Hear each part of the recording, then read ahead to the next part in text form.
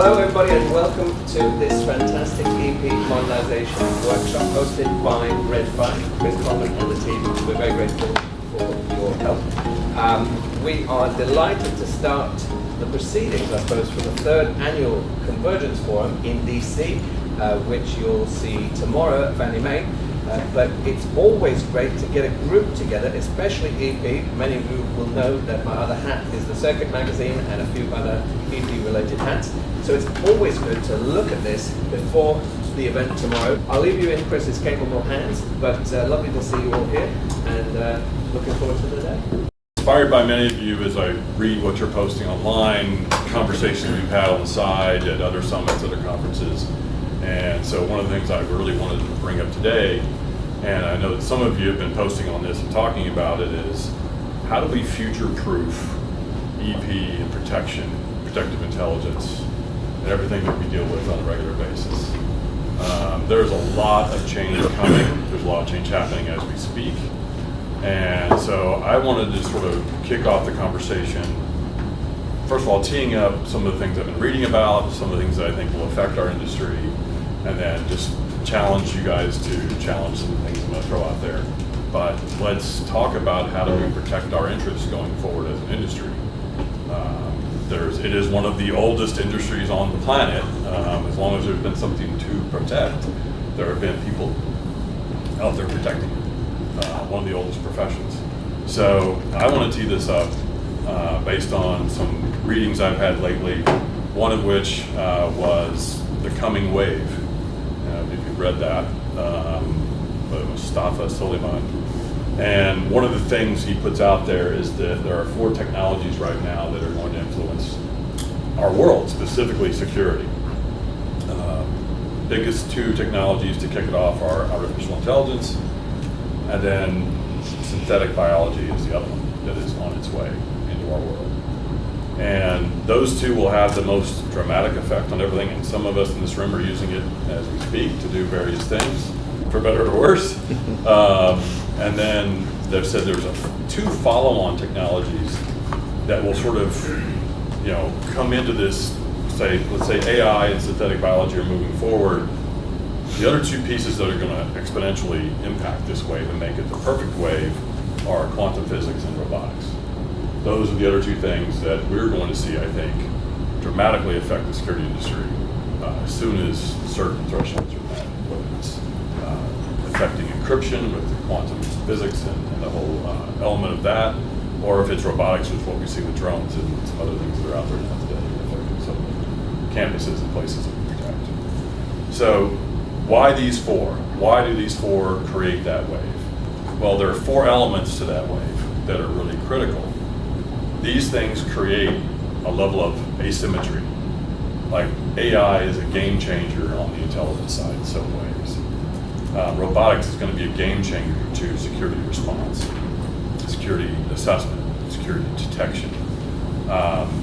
So the asymmetry also goes both ways. It can be a force multiplier, but your vulnerability is also asymmetrically affected. So that's one of the things that's going to be a dramatic impact to our industry. Is all those different technologies are going to have an asymmetric effect on us. We can either use it to our benefit, or we can stand by to be asymmetrically affected to our detriment. So that's a key element. The next key element is the hyper-evolution element of this piece. It is going to move faster and faster and faster. And each of these technologies compounds the exponential effect. So yes, we've got AI, yes, we've got synthetic biology. Now we're going to endanger encryption with quantum physics. What could go wrong? All the banking, encryption, everything else on the planet is going to become a moot point. How are we going to encrypt and otherwise protect those things?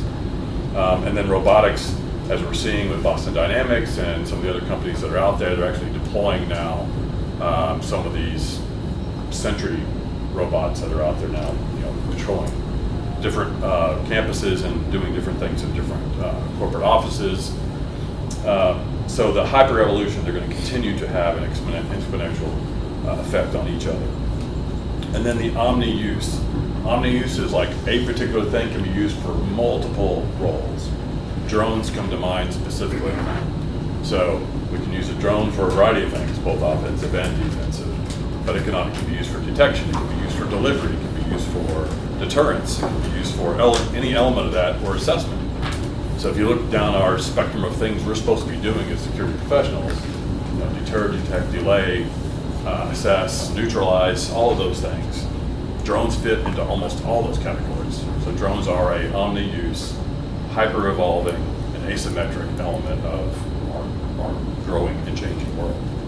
And then lastly, autonomy. A lot of the things that are happening out there can now be looked at as autonomous. Some of these detection systems we see something at the fence line, the drone is launched, we don't have to do much other than look at the feed and sort of curate what is being seen by the cameras.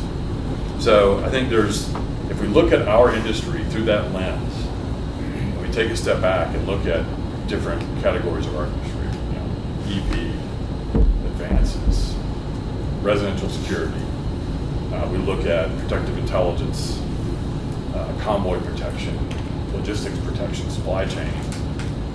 How are those different elements of our business really going to be affected? From a protective intelligence perspective, which is now the focus Red 5 has, what we're seeing is, if you follow the cycle, you're going to set requirements. What is it we need to protect and collect on? That's pretty much, that can be driven by AI, could be, if it's coming out of the back end of the cycle. Ideally, are any of our clients giving us collection requirements, or are we determining ourselves? I just want to ask that one question. How many of you are setting your own collection requirements for protective intelligence? How many are driven by somebody else? How many is doing it at all? Okay, yeah. And that's sort of why Red 5 went the direction it went, is that we think it's going to be important. We know it's important.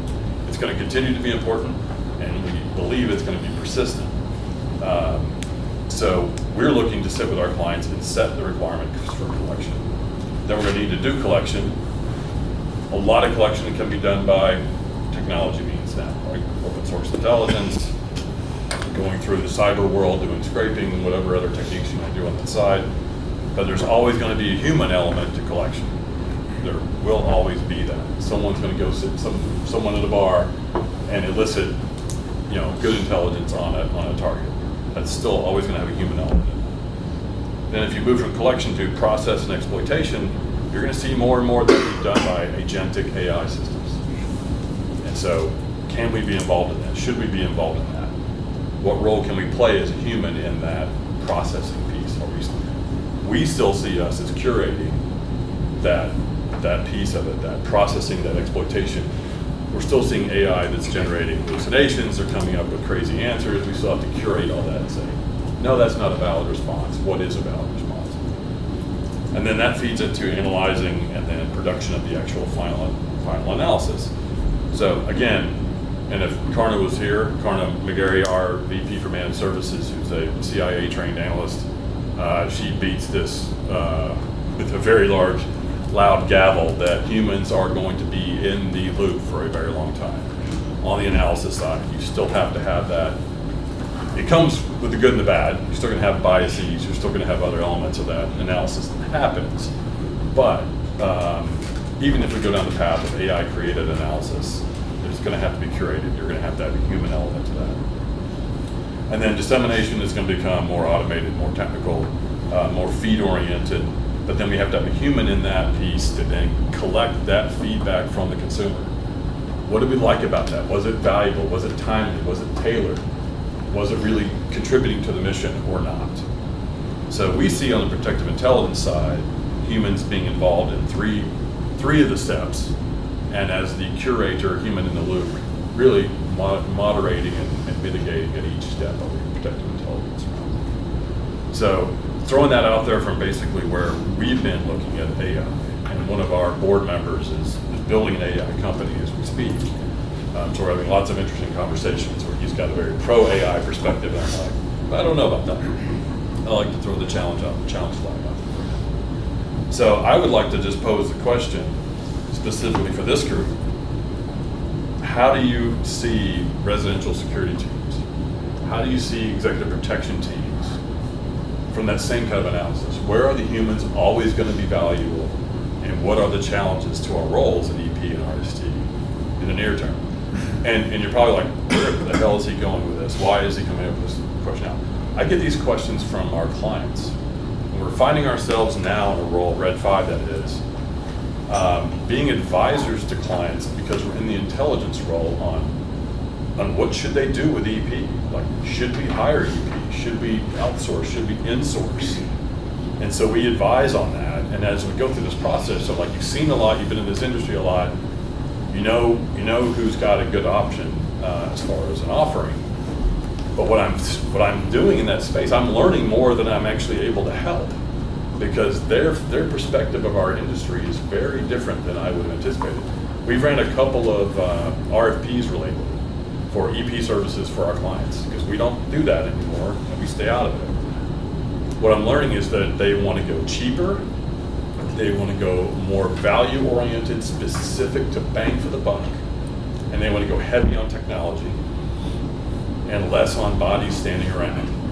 I can't tell you how many times I get told, are we going to sit and see them standing in the driveway? And I'm like, well, part of their role is to patrol and be present and be seen.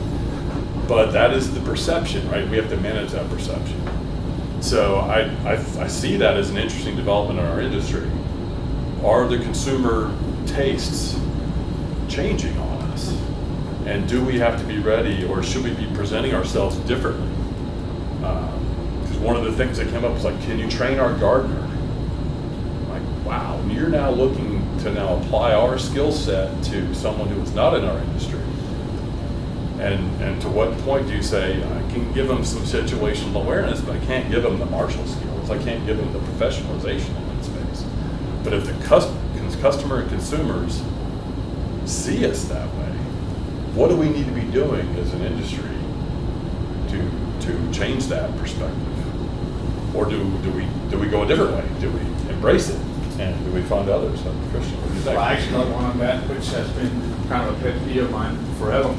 And that is that we've always had this thing where we wanted to see EP and residential as a siloed function.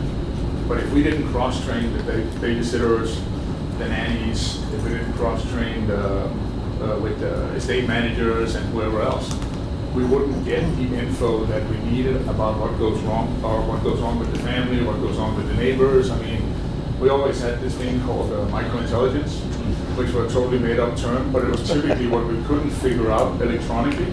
We would have to be out and listen, right? And it actually goes all the way back to when we had the debate about, do a control center has to be on site? Does it have to be remote, or is it okay to sit in a car? And if you go out and you analyze all of those, the minute that you move away from the car on the street, you lose the neighbor's info because they don't stop by with a cup of coffee anymore. So how do you pick that one up, right? So I think the whole thing of training the gardener, it shows everything that we do wrong in this industry, because we never took the gardener serious as part of being a role player in the protective environment, I would say. Right. Yeah. Yeah. What other challenges? Go ahead. Just a quick thing. When we're talking to corporates about their general security awareness, we raise the point that everybody's got a responsibility for security, but they don't have to engage. They just have to know who to call, who to give the info to, and I think that just reflects what Christian was saying. Everybody's got responsibility, but not everybody has got a duty to engage. Right. Yeah. I was going to say some of my best intelligence I get, other than from my security officers, are from the cleaning staff, any of the facility staff, and so forth. So I can see that as a force multiplier as well. So. Right. So if you look at what the people, Joe, please. I think, and all valid points, but I think, and you touched on it a little bit, Chris, is setting those expectations up front. You know, the client is going to say, well, can we train the gardener and can I not have people standing around? And the answer is sometimes, right? It's situational dependent, resource dependent, but AI in particular, but technology writ large is getting so much play, if you will, in the press, in the things they read. We have to, we have to come in and be able to say, hey, we have a technology-based solution, but where does that technology and then that human factor or influence come in. And I think one of the greatest challenges we're going to face going forward is setting those expectations. Because those clients are going to say, well, I heard or I read that you can do this. And if you say no, they're liable to say, great, thanks Red 5, let's give controlled risk a call and see what they have to say. Until somebody, which has been a hurdle we've faced in this industry in a long time, is there will be people that will say yes to whatever the client wants. Whether it's effective or not is a whole nother story. But I think that's the battle we're fighting in part with this as we go forward. And partly this is where, scenarios and storytelling, I think, become very powerful. Okay, you don't want somebody on site. That means that the closest person from our team is going to be 30 minutes, 45 minutes, an hour away, right? Should something happen, are you willing to accept that level of response time? And here's a scenario, for example, that, where it would be beneficial to have, where you may need a response. You have somebody who has, climbed over your fence. And maybe the answer is, that's, complaining with the local police, right? And what their response time is. But, being able to have that storytelling in those scenarios, I think, become very useful as well. Yep, we can set you up with all kinds of sensors. We can train your gardener how to call 911 and what to say when they answer. Hopefully, in the local language. But if you want a professional person who's able to conduct an assessment to, provide a fluid response, that's part of the difference. Yeah, I think I want to jump on what Christian said, like the siloing of RST versus EP versus surveillance and detection teams. Yep. I think that becomes exhausting for the clients. Mm-hmm. Just my feedback I've been hearing is like, really, 4 labor categories to protect my house? Like, Chris is shaking his head. We did the same thing. We were like, we got the proposals in and we were like, I don't think this is a solution. I think this becomes very burdensome and frankly, you're creating a barrier to the client saying Well, it yes. sounds expensive. It sounds To the unwashed, right? Let's face it, to the unwashed who don't know. I've been playing around, we often, at Microsoft, we used to say intelligence-driven, operations-led, but now I think there's a third layer to that, which is intelligence-driven, operations-led, tech-infused. Because we're kind of far, let's be honest, saying I'm data-driven, as is everybody, bro. Which is great. Many of us, not everybody, but some of us in the room have grown up in this idea. We're now data, everyone's a telemetry machine. We've got to take all this data. And I think that's where we as an industry, I think going back to your original point, we are holding on to the things we've always held on to. This is what I do. I am a protector. And I think we need to change our vocabulary a little bit. There's that idea of Moore's Law that, technology is going to increase, every 10 years. I've actually been thinking about something called Kurzweil's Law, which is really kind of talks about the advantage of the advantage. But if we flip that for us, it's the rate at which technology is advancing creates so many risks and gaps that we can almost barely stay ahead of it. So we need to do something to even change our own mindset to say, look, we've got to start changing the way we talk to our clients to say, look, we give you protection. It has layers. The one layer might be surveillance. I think you're a good point. We can use data. We can use scrapers to say, here's what's happening in the local area. Always to your microintelligence point. None of us who trust the news, raise your hand. In your local news, you don't. But you trust the stuff you can gather, and you can have your analyst or your Mark I eyeball look at. Back to harness human in the loop. Concurrently with that, I think the problem is when technology is treated as an end rather than a tool. Because even with the advances in AI and quantum computing and robotics and synthetic biology, all of these will merely be tools for protectors, not ends in of themselves. Even sensors or drones, I think, is a fantastic example. Like, you don't just use drones because you want to use drones. You use it for surveillance or delivery or attack or whatever thing. It's a tool. And protectors have to learn to adapt to the constantly evolving tools that are available rather than conceiving of it as technological change is merely the end point to which they seek. I think to that point, It goes a bit that we're talking about drones and those elements, and we don't even have protectors, or you can use a generic term, who have an understanding of the basics of alarm science. That it doesn't have to be the science element, but alarms, cameras, card readers, the basics of protection layers, which again, the client just wants an integrated system. It doesn't matter what that system is, but it goes to the segmentation that Kris was talking about, and I think you referenced in your EP 3.0 concept, is right, you have these elements. It might be segmented that you're having somebody as a provider that you're subbing this out to, but the client doesn't care. They want an inexpensive option that provides integrated multiple levels that moves with them. I think you talked about a nimbleness to it, and that goes to technology specifically, is having the ability to speak that language, but also use those tools to what you're saying, trust, is very important, and being able to then work with your management to determine how that best priced in. You have to look at how that works, but I think it's a lot of different segments that goes back to the basics of security technology, which just have never been infused into the EP underpinnings, and so it's been treated as its own thing. And there's also the thing about it is that if we've been talking about drones now for how long? 10 years? 15 years? Too long. How many actually have seen drones deployed on a residential security team, if we have to be totally honest? Has anybody? I've seen one or two. Yeah. And it didn't work very well. It didn't work very well, right? So we're at a point now where drones have been around for so long, and my theory is if there's nobody from the inner circles of EP that takes a tool and showcase how other EP professionals could use it, it'll probably never get there, right? Because most technology is done by technology people that try to sell it to us, but they never understand truly what it is that we do, right? We've always had the gap between operators and Intel.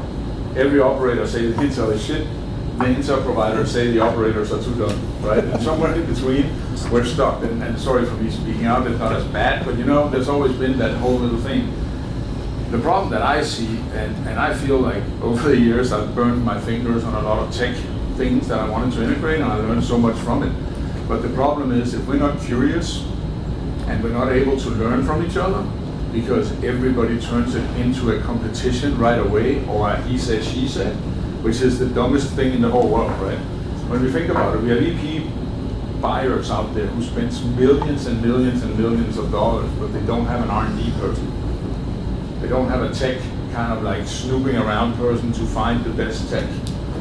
I mean, Who's going to pay for that? I mean, it goes back to your point. Like, that's great. That's who's paying when you're going to the bill. By the way, and I'm totally for what Christian's saying. I'm just saying, I think critically, devil's advocate becomes, our champion might be you, but Kris is really the bill payer. The bill payer is like, what is this? Magic beans? And it's really a two-pronged question, right? Because the minute that you go out as a provider, where I come from, and you try to create tech and you try to integrate tech, you instantly get met with a little bit of a standoffish thing because you're doing this to become a salesperson, right? You don't do it because you're going to create a better product. But then you go to all the in-house teams who have all the money and say, why don't you guys go out and develop something like this? And they look at you like you just fell down from another planet, because it's not really in their interest, because they're used to buying bodies, right? And I think technology gets trapped in between there, but we kind of solved it with intelligence though, because all of a sudden there were intelligence companies who actually had real EP people who had walked the walk, coming out and telling other people about what is intelligence, what is, I mean, you guys, your new company have done it better than anybody, actually hiring EP guys to go out and talk to the EP people, right? And until somebody does that on some form of technology, I think personally we're going to have a hard time integrating it and find it and making solutions out of it. Also, because if you look around the room here, there's no young people, so how will everyone understand technology? Excuse me? No, seriously, I mean, the problem is us. Can I throw out a quick rebuttal on the time frame that you said? We've been talking about it for the last 10 years. It's funny, just this weekend I threw out a LinkedIn post. There was MacGyver, the original MacGyver, 1986, September 2nd, season 2, episode 1, was called The Human Factor, and it was about an AI-powered security system with roving robots that look an awful lot like what they're putting in malls and stuff like that today. 40 years ago, we've been talking about this. You know, I highly recommend everybody watch it. It's on Paramount Plus. You look at it and you go, holy shit. But the problem with that sort of futurism is the first AI system, technical AI system, was actually developed in the 60s. Right. Like, and since then, HAL 2000 and et cetera, like, I believe in using alternative futures analysis. I think it's incredibly useful, scenario development in particular. But just because you can throw out the potentiality of technology, for example, quantum computing, bare minimum is still 10 years away.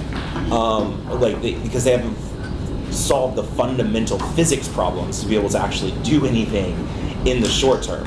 So are you telling me y'all, EP people, can't incorporate sufficient technology within a 10-year frame in order to do this? So yeah, we're going to be talking about quantum computing for the next 10 years because it's not here yet. It's still, so much of this is theoretical. Even purely autonomous AI or AGI is still theoretical.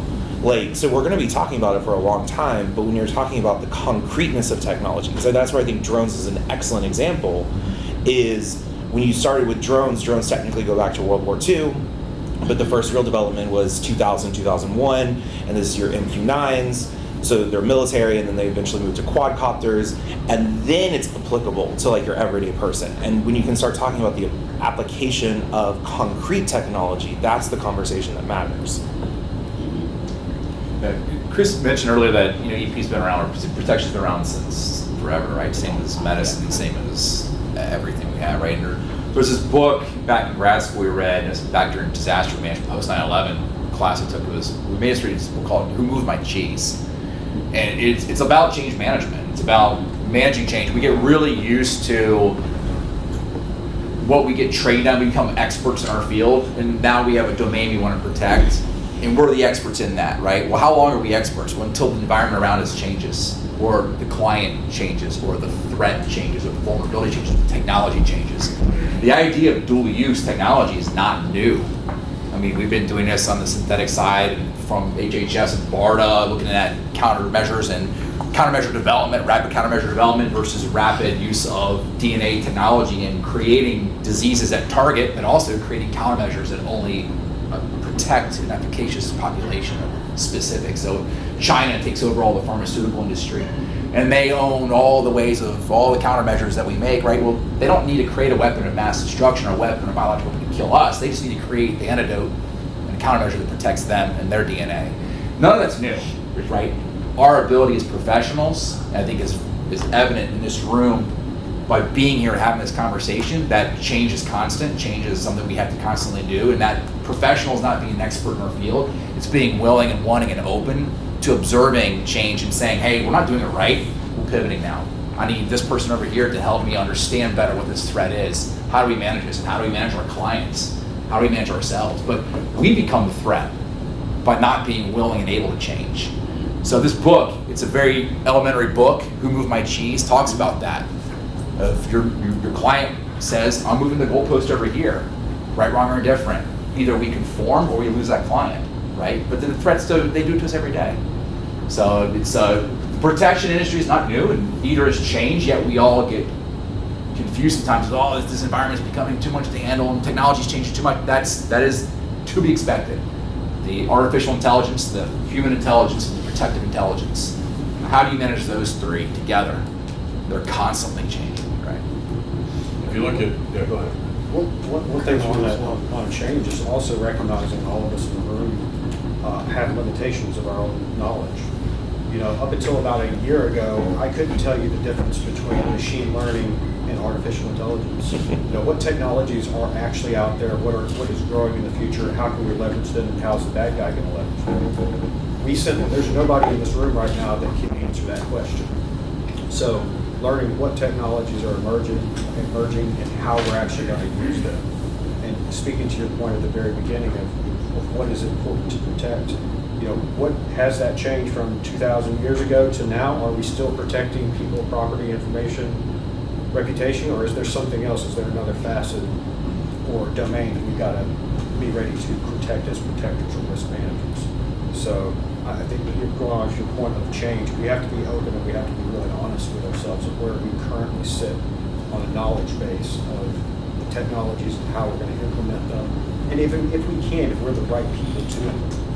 Right, and intelligence doesn't mean smart. No. That's the problem. As humans, we want to be intelligent in the sense I'm the smartest one in the room. Intelligence is simply taking information, analyzing it effectively, and being able to do something with that information.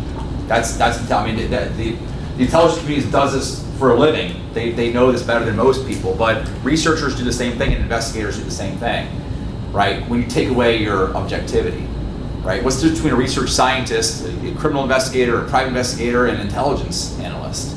There's fucking nothing, right? They should be doing the same thing. They're looking at something, they're analyzing something, and they're making intelligent decisions and inferences from those things that they're observing in an objective perspective. Yeah, what strikes me is when I was going through, and I just did this the other day, I was like, all right, if I go through the statement of work for a residential security team, I'm just stepping through that. Of all those things we're saying that they're gonna do, how many can be replaced by something? And it got a little bit scary at some point. You're saying someone needs to detect what's going on the fence line. All right, we've got sensors for that, we've got cameras for that, we've got, in some cases, drones, maybe not as effective as some people think they are. What about assessing what's going on at the fence line or going on at the pedestrian entrance to the property?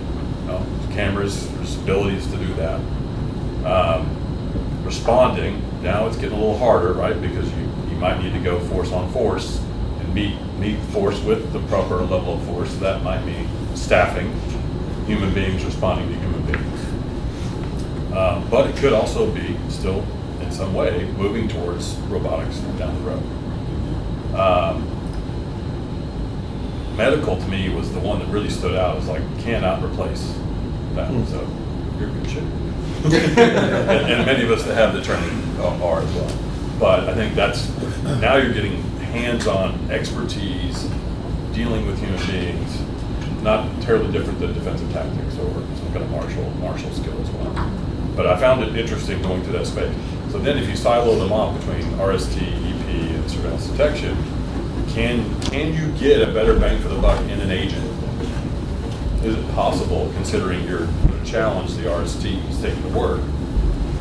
What does it look like on the end? What does it really look like on the value added from an EP proposal or an EP program that needs to justify itself to a CFO somewhere? Well, humans are dual use as well.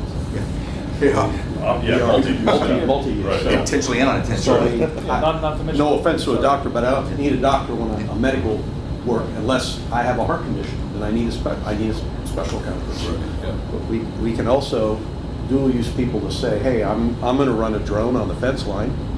I maybe don't need 15 folks to manage the team. I maybe only need 7. And we have people that are managing some of that. I think something you said earlier, Christian, too, is I think we tend to lag in the industry. I was just at I was speaking at the, what's it called, the Law Enforcement Intelligence, it's like ATAP for cops up in Vancouver, and I met this young lady, and they didn't have enough money to bring a bunch of officers on, so they now augmented, this is some small town in Tennessee, and they augmented what they're doing with drones. And I've been thinking like, wow, why aren't we doing that? Because it's obvious we could, but I think we tend to lag behind, not for any nefarious reasons. I think we lag behind tech as well, but we also have this like, we want to be forward in tech, but we also know we really can't fully lean in on tech that we want. So I think this idea is the human is a dual use machine as well. Right. Like I can respond with the drone, but I can also, my partner can go out and look at it. Right. I can respond as a medic. I can respond, as multiple things. Hell, it'd probably be easier to teach us to be gardeners than the reverse. I think that's an interesting argument. And I think, Chris, the situation that you were, laying out earlier, there's also got to be a reasonable thought that the layers and levels of security need to be able to ebb and flow, right? You may be fine with just a technical solution right now based on the threat level, based on the intelligence, based on et cetera. Okay, now we've got concerns of a stalker. You know what? Now we want to add a person on site because we have increased threat level, so we're going to increase our overall response, Right. right? Or, whatever else the other concerns are. So, I think we all understand none of this is static, it's all dynamic. Very And making our clients understand how dynamic it is and can be, it makes billing harder, Oh, yeah. right? Yeah, it's time But- and context, right? Everything is time and context. Right. It's conditions. The other part is like the trust part, right? You know, if you're new to the industry, if you've been in the industry for a long time, it's like going to a church. You can trust your church, but you go one church to the next church, they're going to teach you a different message. It can be the same religion, same denomination, same everything, completely different message, different approach. In EP, it's the same thing. We're all supposed to be intelligent. We're all supposed to be objective, right? But can we trust the advice that we're getting from the people? Do we have our trusted circles? And are we getting good information from our trusted circles? And to your point, Kris, about the medical part, we see all too often these trainings about kicking down doors and long guns and TCCC and all these other things that are highly tactical.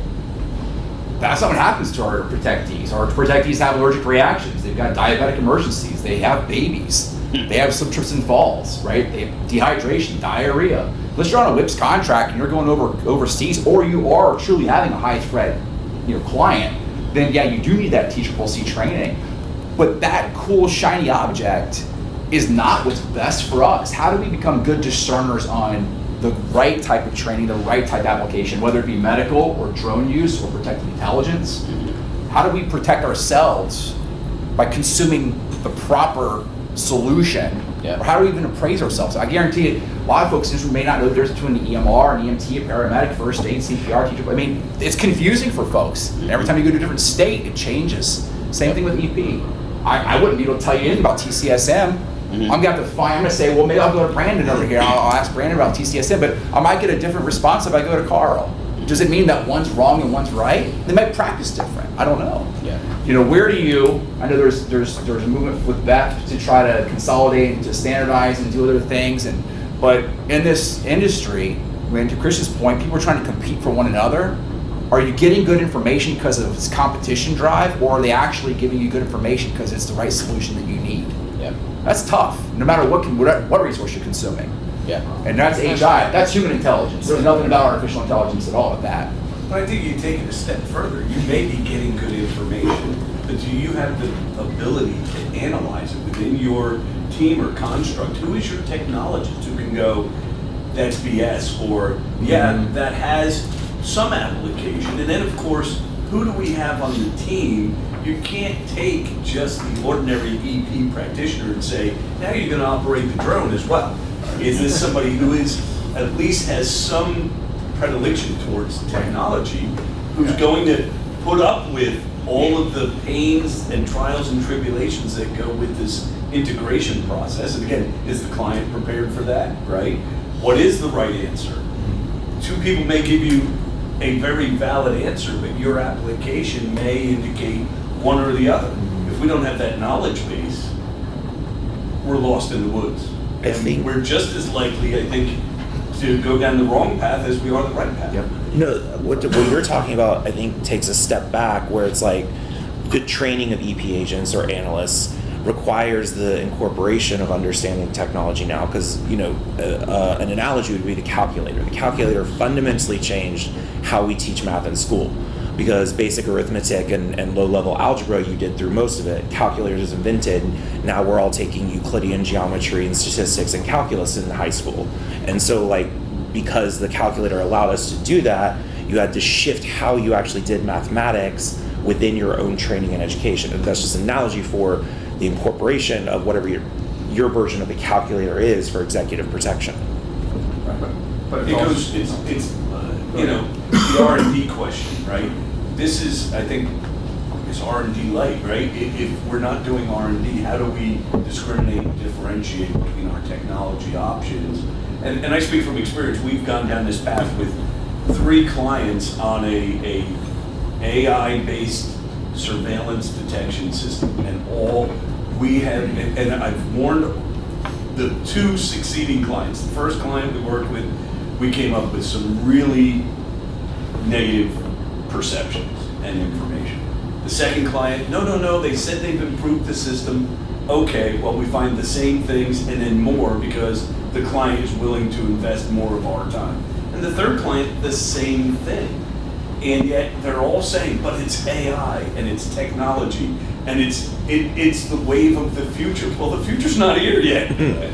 I would say it is here. And I'm not, again, Okay. And here's what we need to, kind of like to shift it back to your original point. What are we doing as an industry?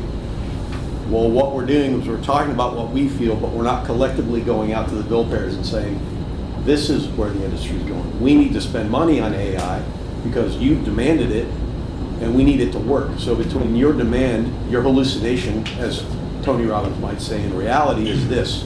But that hallucination is not going to go away, so we collectively, as leaders in the industry, need to have a similar key theme and message where we say, look, we recognize technology's not going away. Pandora open the box. What we need is we need to go to the suppliers and say, hey, your AI bullshit thing doesn't work. Doom on you, do better. And then force that change for those suppliers. Because we're buying from the suppliers, I might be spending Chris's money, but I'm the middle person. So we have an opportunity, and I believe we have leverage to go to those suppliers and say, you need to do better. This is crap, and then call it out. It also starts with recruiting though, right? Because we can try to teach our fellow EP operators to be more tech savvy, but it's never gonna work, right? Because none of us, if we're not tech savvy now, we won't be. And unfortunately, every time I go out and do consulting on new hires or whatever, I always kind of go, instead of talking about what schools you went to and stuff like that, wouldn't it be relevant to have in there what apps you would use and if you're curious about technology instead of like being standoff from technology and stuff like that, because at the end of the day, it's not going to go away, right? And we can actually multiply our work much better if we have better technology to help us out. But the problem is that, in my opinion, most of us is not curious enough to know how we get to the next level. And the problem, especially in the EP industry, which I guess for the most part we're talking about here today, is kind of interesting, right? Because everybody sells the same thing. There's nobody who is an alternative to the other guys, right? And it's hard to be that guy because every time you come with different solutions, you go to an RFP, there's 4 companies, there's one that, for instance, they only want to go with one residential guard because he actually seriously believes that 2 residential guards, they value the product because all of a sudden they sit in the control center and talk all day. We have to be totally honest, and they only do the patrols that is marked on the perimeter so we can see it, and they're not paying attention the same way. But if I have my camera solution that is always objective, that do the same thing and is integrated, but then you go to the RFP and they go, yeah, well, the other guys think it's better not to have the camera, so we go that way, and you can't like win that battle all the time by yourself, right? And there's one thing that always strikes me as really funny when you go to all these conventions, and I'm sure you guys all been to GSX or IC West, right? We walk up and down these hallways of what they tell us is the latest technology. And I have not for 20 years, and maybe I missed it. Maybe there's a second hall I haven't opened the door to or whatever. I've never seen one vendor that trained GSOC operators. But I've probably seen 10 million products that sends a signal to a GSOC. Right? Not seen one that actually want to train these GSOC operators to provide a better service. GSOC operators, it's kind of come to the same level as uniformed guards, maybe a little bit better. But think about it. I mean, these GSOCs sits with all the possibilities that it is that we're talking about here. We just haven't figured out how to do this. And the problem is we won't. Until somebody in the EP world takes his hat off and say, hey, this is cool, this is what I'm doing, it's working really well, and put it out so other people can learn from it. But unfortunately, we also live in a world now where anytime anybody puts something kind of like constructive out there, there's a million people out there who start hating on the product, so the good histories have kind of gotten lost in the masses of bullshit. And that's why people don't really pay attention to, because there are plenty of people out there, I believe, that do good stuff, but there's nobody who has the full solution. But there's many people out there who are part of the solution, but we don't talk about it, right? We don't talk enough about it. We don't have, like in Europe where I'm from, we have these business groups where it's not about competition, it's about how do we deliver a better product and how can we learn from each other. And it's typically moderated by the security community and stuff like that. It would be great if we had like a group where people could come on I don't know, the first Friday every quarter or whatever, and talk to what technology works, or talk how do we get out of union problems, or whatever is something, but we don't have that. So with technology working. Kind of, the form, right? But the problem is, if it comes from us vendors, oh, that's just because they want to sell. Well, of course we It's can. an But we want to sell to a market that is Acceptable, growing yeah. and is accepting of it. And if we're not doing that, then shame on us. Because when you look at individuals and as Yeah. a profession. I find it fascinating. You probably more than anyone, Joe, have had to evolve with technology. Yes. I mean, when we joined this industry, it was analog cars, and we were doing crash and bang classes down at West Point, Virginia, and crazy stuff that had nothing to do with Wi-Fi in the car. Shoot the gas tank. There was no Wi-Fi in the car. There was no ABS in the cars. No. And I remember when your whole team was like, ABS, what do we do? Yes. And you guys were trying to figure out how to roll that out to the industry. Here's best practice. Now we got Bluetooth in the cars. Yes. And rolled up on a airport the other day, and I picked up somebody else's Bluetooth Oh, comms yeah. on my Happens earpiece. more often than people know. All the time, right? So Yeah. how do you protect against that? Now you got Wi-Fi hotspots in the cars. You got tracking in the cars. It goes on and on and on. So you've had to deal with that. Why can't we do that with the EP agent? Why can't we do I that? think we can, honestly. We I could. think We these should. these are happening in pockets. I mean, I'm involved in several groups, Right. and they meet monthly. Yep. And they talk about these kinds of things. I think I go back to what I said, this group in particular, because of the supplier base here, represents a very powerful lobbying arm for the industry, because you're representing the bill payer, the high net worth individual, the corporation. And again, I agree, ISC West, you go every year and I'm like, what's new? Nothing. Check out the mousetrap, they painted it blue. The cameras. But there's strength in numbers, and you take this leadership in this room, and if there was, whoever it came out with, there was discussion that said, we want to see these changes, I believe you'd see them within 5 years, because somebody at some point is going to go, oh, they're ones that are responsible for helping pay, just like you're doing. Right. I'm a middleman because the client's got other things going on, and they're trusting you to make financial decisions. So, I mean, I do believe And if you y'all are use very BDI powerful. as an example, it was simply us prioritizing it. We realized, the nature of our training was being impacted by technology, even the most basic of it. We were fortunate to, ride the crest of that wave, and and as technology has changed, it's become one of the things we're known for is our focus on that, and it's led to opportunities.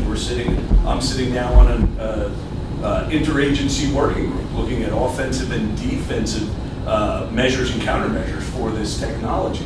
Unfortunately, what we're finding is there's not a whole lot of solutions yet, but at least we're looking at the problem. And I think, to Chuck's point, who is it other than this group that's going to look at this problem, going to look at the challenge? Not really a problem, it's a challenge. Yeah. There's technology out there, it's evolving. Most of it is immature yet, in my opinion, from what we've seen for what we do. But if we're not going to make it a priority, then who else is? Yeah. Joe, in Washington State, when I lived there, and Gary Drake, some of you might know him, he belonged to this group, and another gentleman named Gabe Russell, who's like number 3 at Federal Protective Services. I only say that to create some bona fides for this group.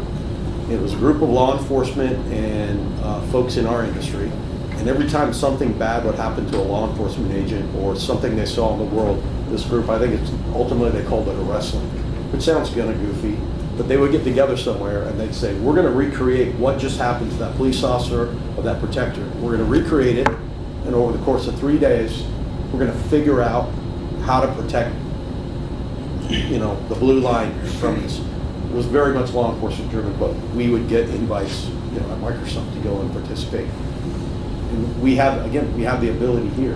Like you said, every time something happens, there's an ability of everybody to say, hey, look, here's the most powerful suppliers. I use that, not Game of Thronesy, but the most influential suppliers in the market right now, and people. Something just happened, like when the unfortunate passing of, Brian Thompson. There were several groups that got together, to your point earlier, quietly and said, what happened? What can we do to prevent it? I could see a group like this getting together regularly, without cameras, no offense, felon, without business cards or anything saying, this just happened, let's walk through it, and then let's spend the next 5 hours or whatever figuring out the countermeasures or reverse engineering this and then injecting that into the industry. We have an internal process, we call it live labbing, and we do just that. And for the last 8 or 9 years, every live lab we've run, there is a technology component to the situation, or that contributed to the situation, and to the solution. Even if it's just understanding. The last one we did was actually for a police department down in Louisiana that had somebody pulled up at a stoplight, had a rookie behind the wheel and an FTO, and the guy got out of a pickup truck with a gun. And when the rookie went to move the car, it wouldn't move because he had pulled up too close, and the collision avoidance system, or we're not sure, which either the collision avoidance or the pedestrian detection system, they have some similar components, prevented the car from moving. And it was like, okay, how do we deal with this? And there's some simple solutions, and then there's not so simple solutions. So I like that idea, Chuck, especially no cameras, Chatham House rules, we're just gonna come up with a solution. Even Or at getting least ahead a of pathway it, to it. anticipating that, you know that new technology is coming out, and you know you can put a cone in front of a car to stop it. Anticipating that, don't wait for an officer or an agent to get killed to know we should probably be asking these questions, right? And all of these things, this is human intelligence. What you're talking about is operationalizing human intelligence. The problem that we might run into is people having the work ethic to even take time to do that. Yeah. People get lazy. People become apathetic. They get comfortable in just doing, I'm too busy. I've got RFPs to respond to. I've got people to train. And we talk about this often within our service offering because there's a huge amount of time that goes into some of the training that we're doing. I don't have time for it. I don't have time. My people don't have time for it. I can't bring them out of rotation for 6 days, 7 days, 8 days to do this. Then there's a gap there, right? I mean, this is time away from your day to day. Same with tomorrow. Now, right? our philosophy, It's investment. because I agree, is if we don't take the time, we're going to have plenty of time. Correct. Because somebody is going to take the time Correct. to do it, right? So that's the value proposition right there. That's the value prop. It's either, if we don't, we will be behind. Yeah. And also, Joe, I'm sorry, Yeah. to that point, the way I look at it, if we're not doing it, the aggressors are doing it right now. Oh, absolutely. They're Way doing more it than- right now, and Absolutely. and again, if that's the whole point, and they have their reason, they're doing it right now. There is the shadow version of us right now doing it. And another part that I know is that you're gonna probably hear me say this numerous times during these 2 days. I'm always gonna say frontline. I mean, I've been a security officer, now a security manager. The underutilization of having a think tank with giving a frontline perspective. Because normally when, I know we've used profanity, but I'll go back, we can do that later. But when hits the fan, who do you think the first people they run to, and especially the intelligence as well that we can offer? Because one of my biggest fears is that once these force multipliers, whether it be the technology or whatnot, people like me have to train my officers on that. And a lot of them, I kid you not, Chris, I may have said this to you once, but if not, I'll tell you now. I one time said when I was training one of my officers on an access control system, I had said to her, all right, just grab the mouse. She screamed. And it's unfortunate because, again, it's all the main, I'm that serious. Yeah. Because she was from a country that did not have access to the technology. But again, and I go back to what I was talking about that intelligence with, and we mentioned the gardener, I mentioned the cleaners, that there's all this intelligence that's out there that can be compiled that is very applicable to the acumen of the entire security framework. So again, it's the proactivity and what you were mentioning as well. A lot of people could be complacent or passive about it, but that's why it's incumbent upon us and what we're doing now. So we're all doing the right thing. The objection is going to be, I don't want to be a gardener. That's beneath me. I don't want to dress up in a nanny outfit. That's beneath me. Yet that might be the one thing that protects your client because the adversary might not think there's a protection layer there, present themselves, and now you can discreetly What you address tell, it. And what also- you tell them is that they're going undercover. That makes it sound And also too, and I'll give somebody points for this. Does anybody know where the quote? Well, I'm a big movie guy. Pride is a poor substitute for intelligence. Yeah. First Blood Part 2. Rambo. I always remember that, and it's very true. I guess you're Old school. Oh yeah. Well, I was I born in remember 80. I Rambo. was born in '85, so I don't think I was. Actually, I think I used that in the Tri-State Forum one time. Yeah, but yeah, the point is that it's all about the delivery, and it's all about what the end goal of the protection. Consider COVID. Many teams that I know were worried at first, like, oh crap, COVID, we're all going to get locked down. But you take many teams, I know he's not here, but our good friend Shane, Exxon pivoted to where all of a sudden we were a COVID response. We have to set up. So again, I go back to the protector as critical thinking and protecting outside of just like, come with me if you want to live. New threat. So it's like the idea of the protector as a critical thinker to say there's an issue, there's something we need to guard against, there's something we need to do against. We're the ones that will do it and step up and figure out the way. Because at the end of the day, what are we? Creative thinkers. Problem solvers. solvers. Problem Exactly. solvers, And we are course of action enablers. The boss has a problem. They want us to come in and say, here's our 3 or 4 courses of action. Here's the one we recommend. What would you suggest? Great. Now we're going to go do that. Christian, I used to say, like, yeah, you want to go to Afghanistan? It's not our job to say no. It's our job to say, sure, this is the resources that are required to make that happen. You still in? I didn't think so. Right, yeah. Well, that brings us full circle to the And conversation here's we the had rest in this forum last year about when you walk in the door, do they go, who the hell are you? Or do they go, thank God you're here, because you're coming with solutions, or at least the right question here, right? And from a technology standpoint, maybe that is the ultimate benefit of a working group is we're getting to the point where we're asking the right questions, we're providing opportunities for solutions. Maybe not the solutions themselves, but at least a pathway that somebody can go down to find the solution that fits their need. Joe, and I think talking solutions, we go back to the idea of, do I want to see 10 bodies standing around, right? The idea is, what is the threat profile that we're looking at? What's the risk that we're looking at? There are a lot of the same items. It's a matter of how we're approaching it. So it's still a matter of taking that aspect, and the client doesn't care, right? They just want to see the number that they're paying for it be effective. They don't care if they have a counter surveillance team or a surveillance detection team or security driver versus a chauffeur, right? They just need to know that they are protected, and that's what we're advising them on. So it can't be anecdotal. It is data-driven to a point, but the technology is seen in the cost being the same or lower by finding solutions that reduce those actual bodies. But we're addressing a lot of the same threats that we've faced forever.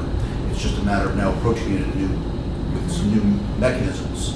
Yeah, coming back around to protective intelligence and how it's used and who uses it. And we did an early show of hands, and not many folks were using it, not many folks were selling it.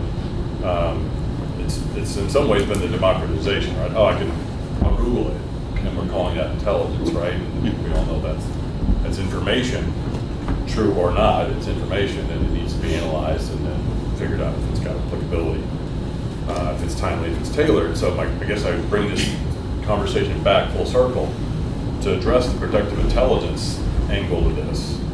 What do you see as viable solutions? What are you seeing that is working? What do you see that your clients appreciate?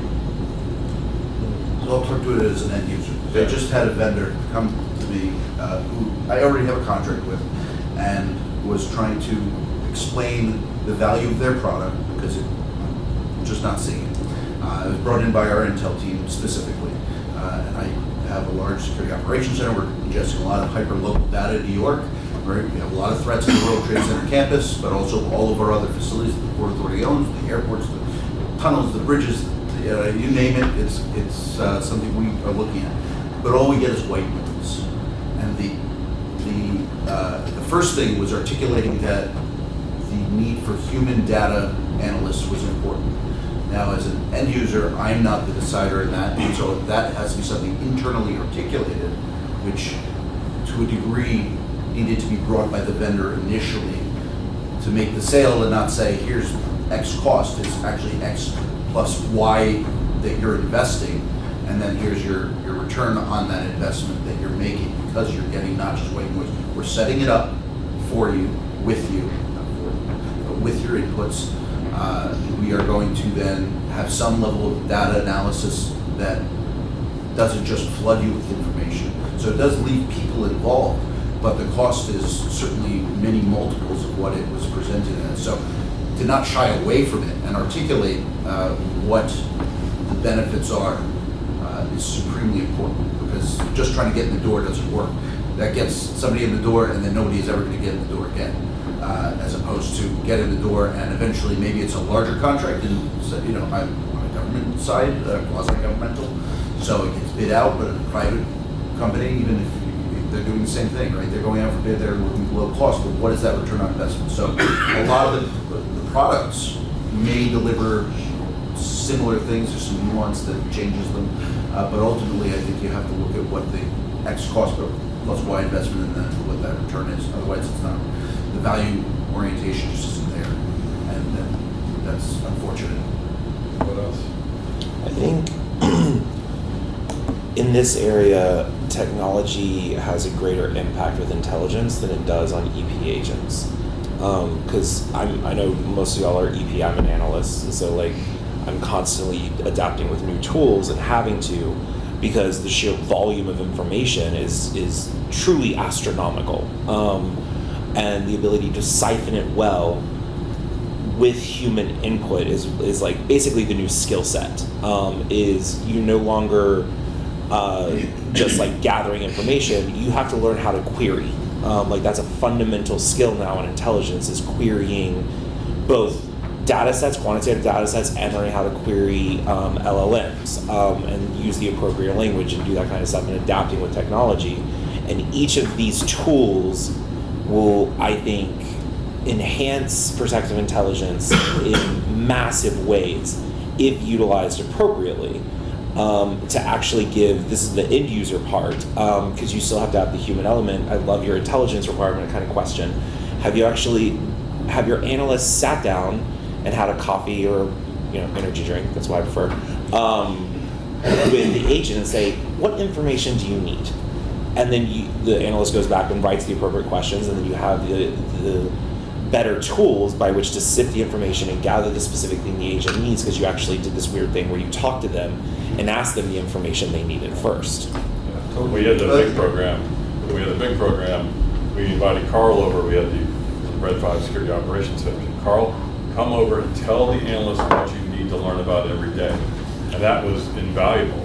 And I wish Carl and Nikki were here, but they knew what to write to, what to collect to. And I'm that guy in the middle. I'm the tweener guy. I'm the guy who I love Intel, and I believe in protective Intel from my government days to my days on these projects. Still do, but I'm the executive summary page guy too.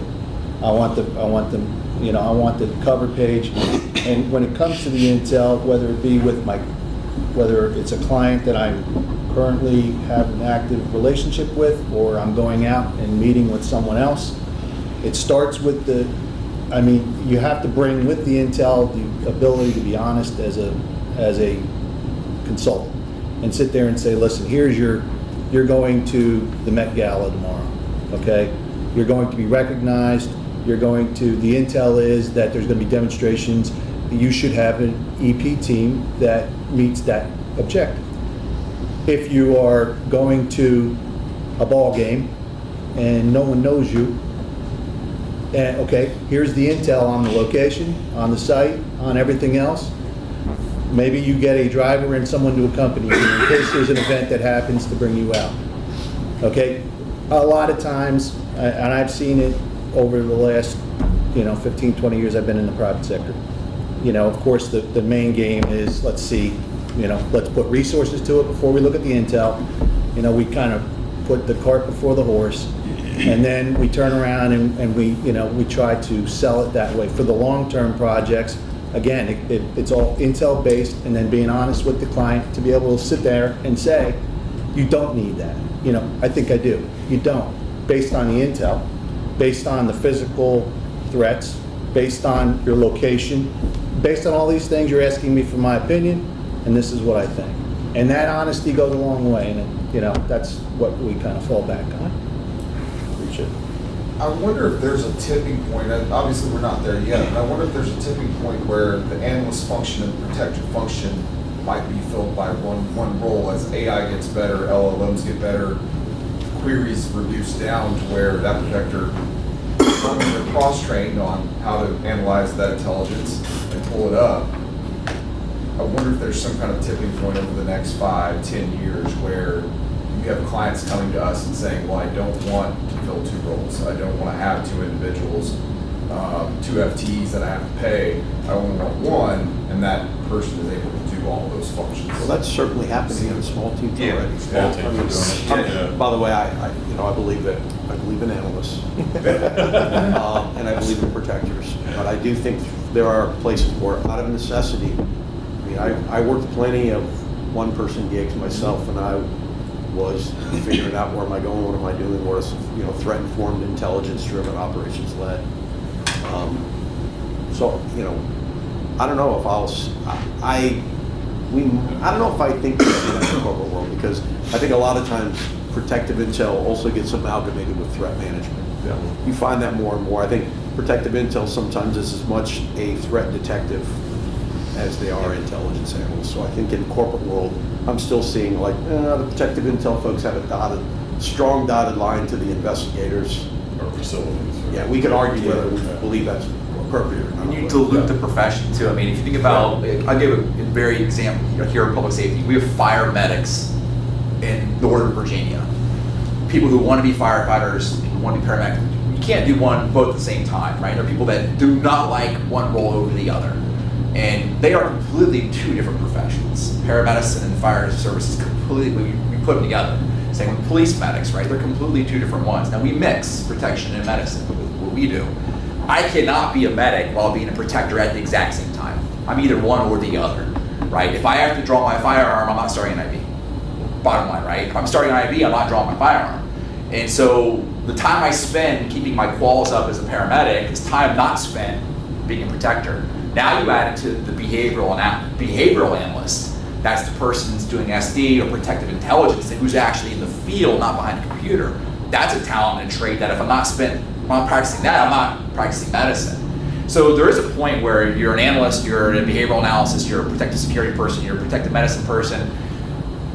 There's only so much time in the day to train and to practice and then to be operational. So if we're traveling with a client full time as a medic, that means I'm only traveling at maximum 10 days a month, because that other time of the month I need to be seeing other patients, because I'm going to be a horrible paramedic to a one protectee if I'm never treating other patients, right? If I'm doing protective intelligence, same thing. I should only be doing the job this much. I need to be training and reading up on stuff this time, right? And so if you're multidisciplinary, you dilute. Yep. And you become a generalist. There's place for that. But I would argue, it's better taking a seasoned EP guy, giving them minimal medical training, EMR level, getting in the protective intelligence training, getting them SD training, but they are a protector.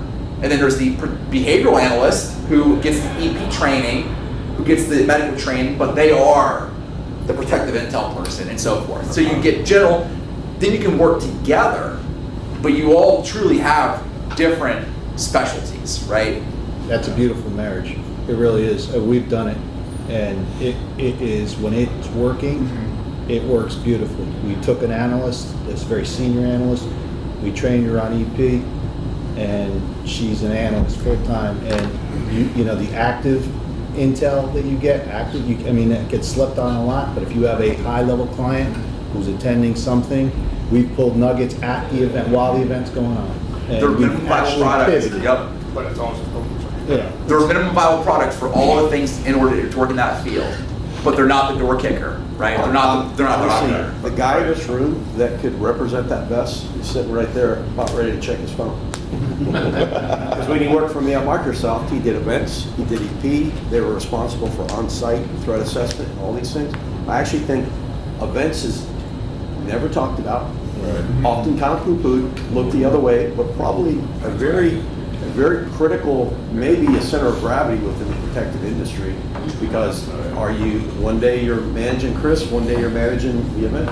But a microcosm of all the needs, all of them spotted. It goes back to, and it actually kind of like, it's a side note to the whole discussion that we've had, right? Because 90% of the training that any EP operator, residential or whatever, does is what I did 30 years ago, right? It's still the same, we just give it a little bit more fancy names. It's still all about move, shoot, communicate, and all that. It's very rare that you have stuff like how to write a good email, how to actually, when you say that there has to be a certain level of protected intelligence, well, if that's not taught in the school or the people that do your training, you're already wrong, right? And that's the other problem that we have, is that the training that we have that is available for our agents out there is not of this century. Right. I'm sorry to say, Correct. we all support it. And where's the in-service? Huh? Where's the in-service? As a technician versus a practitioner, right? We have to have, how many hours? 8 hours every 2 years in DCJS in Virginia for EP, eight hours, right?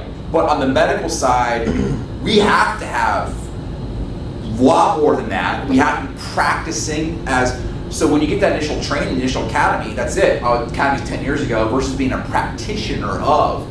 There aren't real true EP schools where you're getting CME the way you would as a practitioner. Exactly, and that's also why we limit the technology input, right? Yep. That's also why we, to a certain degree, doesn't understand true intelligence, right? Because as EP agents, we have to keep up a pretend shooting, pretend whatever else, which is probably the skill we'll use the least, right? Yeah. And once you become a EP operator that have gotten a good job and you work at a good team and you make your money or whatever, there's no place for you to go to learn anything new. Correct. The only thing new we learn is if we do 5 compression or 10 compression, or if we drive an electric car or a regular car, which is all super, super important. But there's no place where we can go out and, for instance, add on high-end event security or how to do better intelligence reports or understand it better or whatever. I mean, it's very siloed again. People are forever getting to the video management, right? I mean, staring at 9 views that rotate isn't what we have today. We have analytics that bring things up that you have to be able to manipulate. And the funny thing is, we all have a GSOC at the residence, but nobody has taken it serious to actually train these How do I know guys the word's who sit actually there working 24/7, and maybe can do most of your intelligence as well if you trust them, right? And that's how Because you're they're already there. And that's how you reduce the 10 Exactly, people, but also because then you bring it down, you've got roving, right, you've got constant roving. And you have specialty trained folks, but they need, and it exists, but the EP companies have to build that into the billing in a way that And makes sense. that's the big problem that you have, and myself being guilty of it when I was a big EP company, is that you sell the contract. Then you wait a couple of months, then you start talking about training. Oh, yeah, okay, you get a certain amount of training dollars. Then you start talking about new intelligence product or whatever. It was never like a 3.0 solution that had it all in, where you can say, this is what we do. If you want more, yes, you can buy more, but this is the minimum that we provide you on protected intelligence training and all of these other things, right? Because everybody wants to either sell it next to it or they don't really have it in their product, and I think that's wrong, right? The only way to affect the change is to be the change.